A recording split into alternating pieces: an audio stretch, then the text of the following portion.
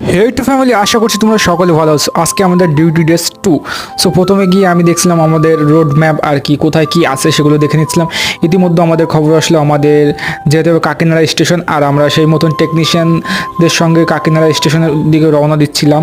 আর ইতিমধ্যে আমরা কাকিনাড়া স্টেশনে আর কি পৌঁছে গেছি। ওদিকটা আমাদের একটা কাজ করতে হবে, যেটা হচ্ছে লেডিস বগির একটা প্যানেল লাগাতে হবে, আর সেটার জন্যই আমরা এসেছি কাকিনাড়া স্টেশনে।